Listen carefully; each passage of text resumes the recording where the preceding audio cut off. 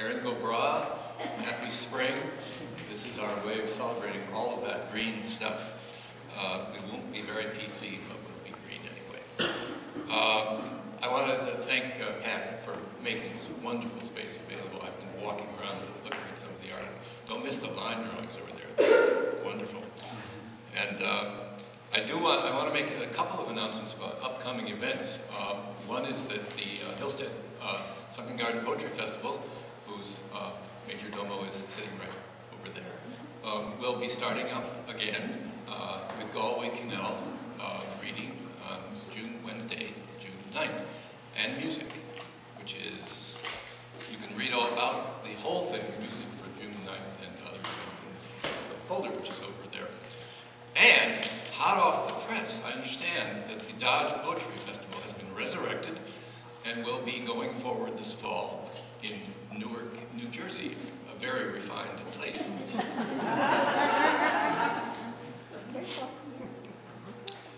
Some of you have handouts, and I hope most of you do, which will tell you about the wonderful music we've just been hearing.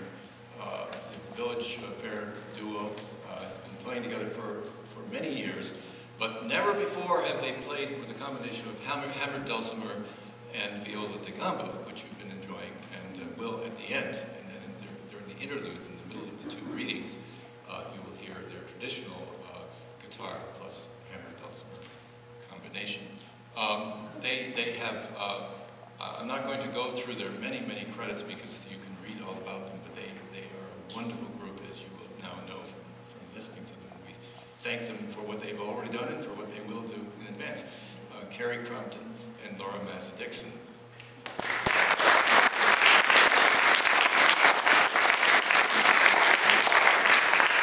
Those of you who've been here before, and I think that's almost all of you, will know that the trains will go by. We are on the line. We are not on the bubble, I'm glad to say. But we are poetry on the line, and we take risks. You will find at the end over on the table that there are a number of books, both Jim Kelleher's wonderful book, Quarry, and Ginny's book, Barbarians in the Kitchen, and also a couple of other books that Ginny has put out there, and an announcement of a poetry contest that the Connecticut Poetry Society is running on the salmon-colored paper. So pick things up there. There are lots of handouts over by the door. And without further ado, I'd like to introduce Jim Kelleher, our first reader, because not all of you have the program. I know those of you in the back don't. I'm going to read the wonderful credits. It'll just be delicious to read them anyway, even though you can see them, most of you. Maxine Cumin wrote the first of the two credits, and Maxine Cumin says, Kelleher makes tough, knobby poems out of what he knows as carpenter, woodsplitter, snowplower, and canny observer of the natural world. He is one of a kind, and so are his carefully crafted but unvarnished poems. And Susan Consalving, who's in China right now, adds this: hard work, hard winter, and hard truth are the realities often embraced in Jim Kelleher's poems, as he takes his readers from auction to quarry, from woodcutting to snowplowing, from tending the dying to attending carry dancing, which you will hear today.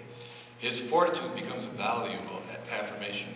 The poems in this fine first collection are shaped by direct observation, determined craftsmanship, and a rare hardiness of spirit. Whitman would say, welcome, and so do I, and so do we, Jim Kelleher.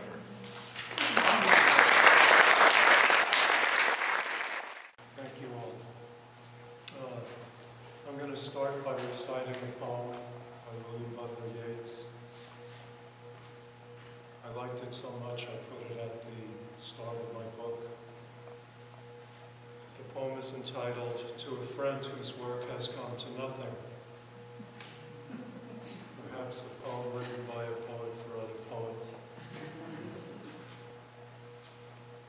Now all the truth is out. Be secret and take defeat from any brazen throat. For how could you compete, being honor-bred, with one who, were it proved she lies, were ashamed neither in her own nor in her mother's eyes? Bred to a harder thing than triumph, turn away. and like a laughing string upon which mad fingers play amid a place of stone, be secret and exult, for of all things known, that is most difficult. And I thought I'd like to start with some love poems.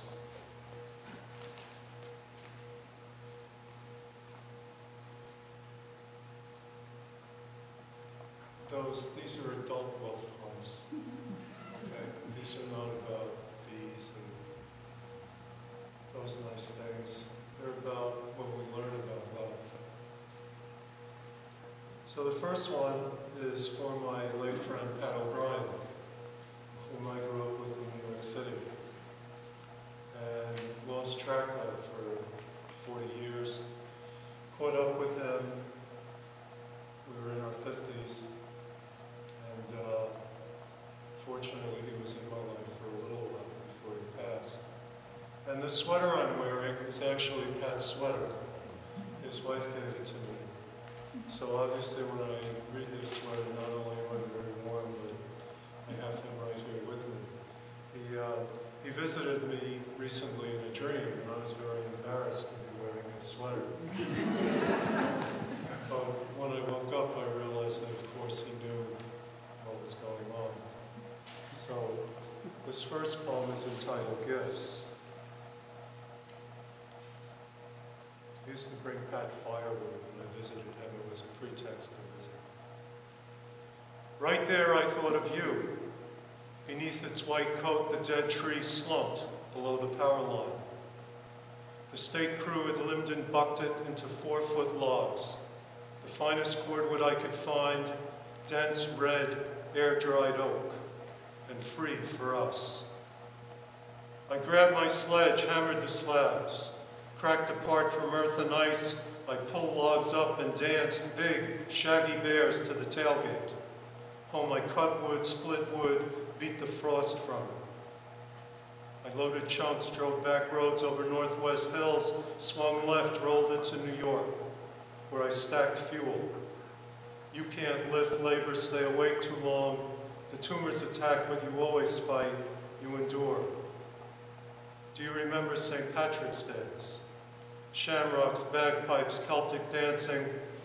In high school, we picked sides for stickball, but Ed overdosed. Rich exploded in Saigon. Mike cleaned bar toilets for his cheap blast shots. We grew up fast, alone. After supper, you thank me, take my hand, flash your dazzle smile. Gray logs hiss and crackle as I turn my truck back home. This zero night, I see you bundled by your stove. Oak pops, long and hot. No words say what we keep.